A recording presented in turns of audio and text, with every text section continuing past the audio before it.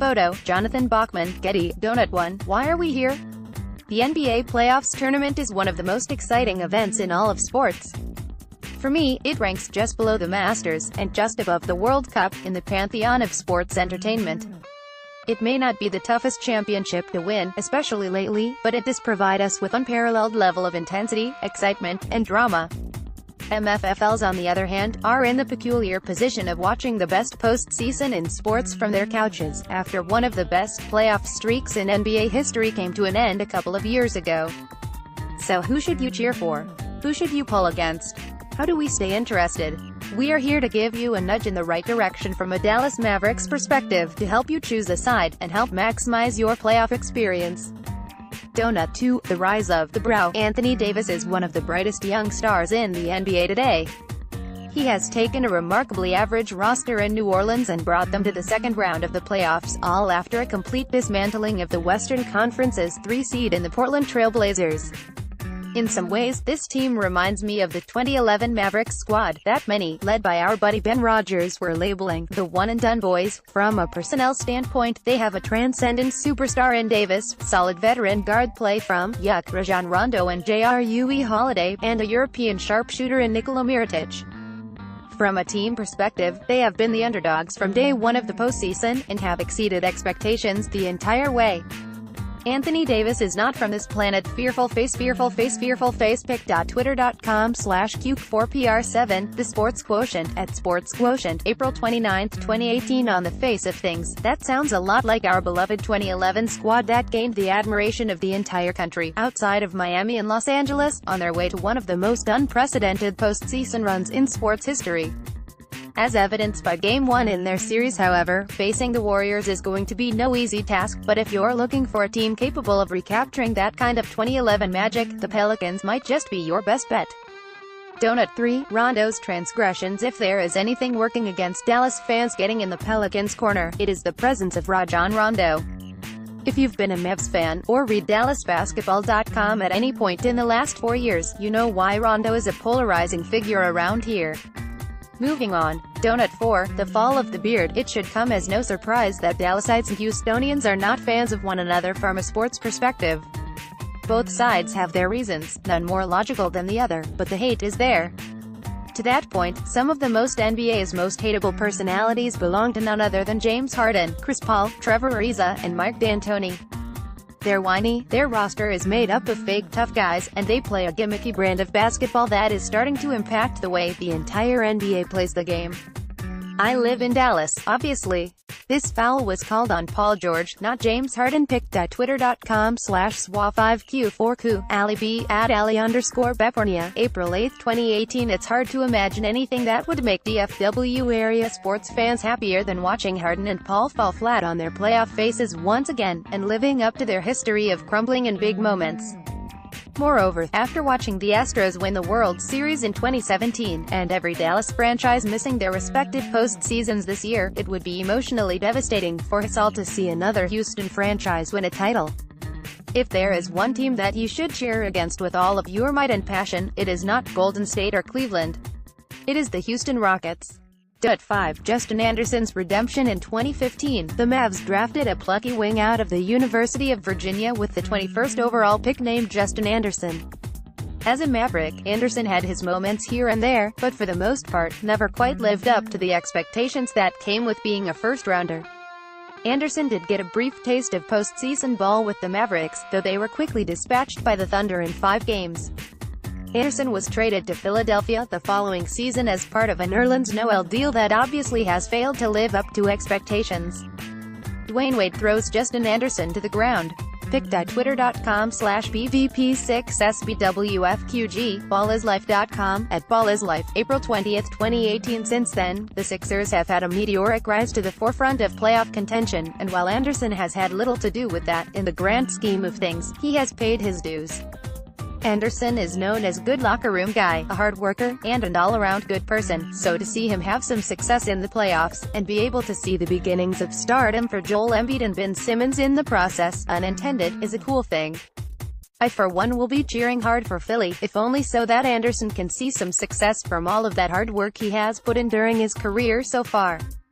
Oh, and also because he pissed off Dwayne Wade enough to cause Wade to throw him to the ground, and I loved every second of it. Donut 6, the new kids on the block. Speaking of the Sixers, how much fun is it to watch Ben Simmons and Joel Embiid right now? Their rocket-like ascension has almost single-handedly made the NBA playoffs the most entertaining thing on TV right now. Their arrival has signaled the changing of the guard, and they did it 2 or 3 years sooner than any of us expected them to do it. Watching them cruise through the East, and match up with either Houston or Golden State in the finals, would be arguably the most entertaining outcome we could possibly hope for, so why not? No one cared who I was until I put on the mask. The Phantom of the Process. Pic.twitter.com/JokeXgaxia. Joel Embiid at Joel Embiid, April 12, 2018. Besides that, Embiid's personality is magnetic, the crowd in Philadelphia is electric, and Ben Simmons is as awe-inspiring on the court as just about anybody in the league. From a pure basketball-watching perspective, what more could you ask for? Donut 7, the Kings' conquest. LeBron James is obviously an acquired taste for some. He has a hell of an ego, but he's earned that over his statistically bonkers career in the NBA. There's also an argument to be made that he is the greatest talent to ever grace an NBA court, and what he has done with the table scraps that he has for teammates in this year's playoffs is nothing short of amazing. So, why not, and hear me out here, why not cheer for the King to bring home one of the most unlikely titles imaginable?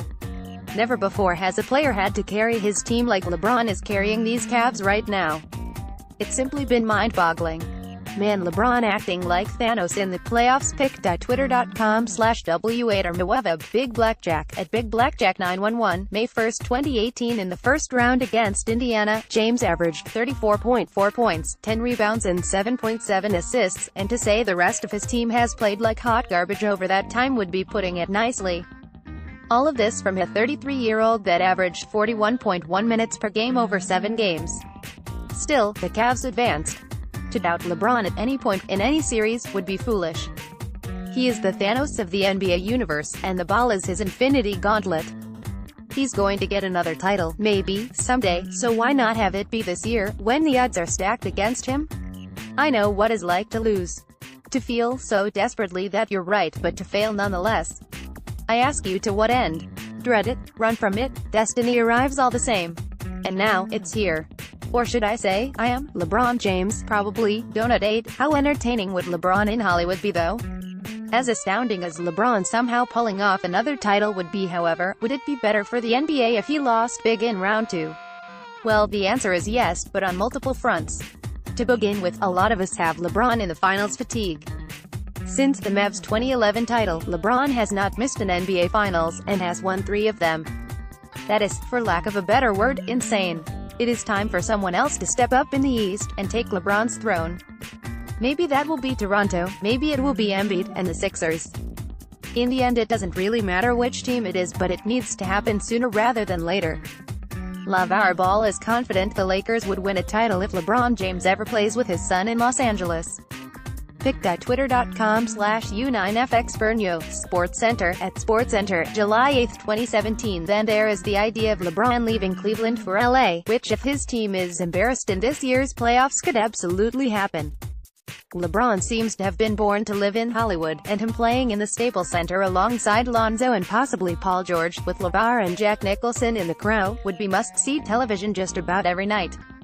Stay tuned to DB.com on the Paul George front. By the way, Donut 9, the scrappy Celtics. If you're looking to get behind a team that is young, scrappy, and keeps succeeding with the odds stacked against them, then look no further than the Boston Celtics. If a series of unfortunate events was about the NBA, it would be the Celtics' 2017-18 season. By mid-March, they lost not just one, but their 2 best players in Gordon Hayward and Kyrie Irving, as well as Jaylen Brown, leaving them with the likes of Al Horford, Terry Rozier, and rookie Jason Tatum to carry the load offensively. Even with that handicap, Boston got through Giannis Antetokounmpo and the Bucks, and now stand with a 1-0 series lead over the Philadelphia 76ers. It's been over 30 years since the Celtics had 3 25-point scorers in a non-OT game. Pic.twitter.com/IveBeamsXu. NBA on ESPN, @ESPN, May 1, 2018. They do not have a superstar, and they barely have an all-star active on their roster right now. Thanks to the coaching of Brad Stevens, and a hell of an effort up to this point though, they look like a very dangerous bunch. They aren't going to win the title, but if they can make it to the finals, it will be a massive feat worthy of recognition. One wonders what they could have done this season had they remained healthy, but I guess there is always next year. Donut 10. Dwayne Casey's chance. If you're looking for another Mavs connection, look no further than the Toronto Raptors and their head coach, Dwayne Casey. Casey was instrumental as an assistant coach during the Mavs championship run, and that title was equally instrumental in him landing the Raptors head coaching gig immediately afterwards. He is one of the best minds in the game today, and has turned the Raptors into a perennial playoff team, winning at least 51 games in each of the last 3 seasons. He has even made it as far as the Eastern Conference Finals in 2016, where his team was defeated by LeBron James and the eventual champion, Cleveland Cavaliers. Oh, and Casey is a friend of DB.com, too. Before the start of the pic.twitter.com/xlra1noger, Tim and Sid, at Tim and Sid, April 27, 2018. With the path to the finals more wide open than it has ever been, this Casey's chance to elevate himself into the NBA's coaching elite. If that's not enough, Casey also has Dallas native CJ Miles playing critical minutes in these playoffs, which is very cool to see. Donut 11. Donovan Mitchell is the prince that was promised. Donovan Mitchell has been one of the most fun things to watch this postseason. The guy is 21 years old, and is averaging 27.4 points per game in an average of just under 39 minutes. That is crazy. I might be in the minority here, but I believe him to be the deserving winner of the NBA's Rookie of the Year award. With our own Dennis Smith Jr. somewhere close behind, he has been on fire since the opening tip of Game 1 against Oklahoma City, and has not let up since. He essentially took down Russell Westbrook and the Thunder all by himself, without Ricky Rubio, finishing with 38 points in a close-out game. I'm not saying Donovan Mitchell is better than Michael Jordan, I'm just saying that Donovan Mitchell is better than Michael Jordan. https://t.co/Leafston. Shea Serrano, at Shea Serrano, April 19, 2018. At times, he has looked like the second coming of Michael Jordan. He, along with Ben Simmons, Dennis Smith Jr., Jason Tatum, and Joel Embiid, are going to lead a new generation of talent to the forefront of the NBA in the coming years. To make things scarier, Mitchell might be the best of the bunch. Don't you want to buy up some of that stock while you still can? Donut 12. In the end, most of us will be on the same side. If there is one thing that most people outside of the Bay Area can probably agree on, it is that nobody wants to see the Warriors get another championship. We are tired of Steph, Clay, KD, and especially of Draymond. As nice as they may be on a personal, non-hoops level, they are the very definition of the evil empire in the NBA. We root for new blood. The Raptors and Sixers look dynamic out of the East, and the Rockets look unstoppable even when James Harden is up to his usual playoff performance anxiety. Any of those outcomes would likely suit most Mavs fans better than another Warriors-LeBron final. If there has, at any point in the last 4 years, been a chance for a fresh-look finals to happen, it is this season. With any luck, it will be an entertaining ride for all NBA fans along the way. Giving Dallas Mavericks fans something, actually 12 things, if you review these donuts, to root for.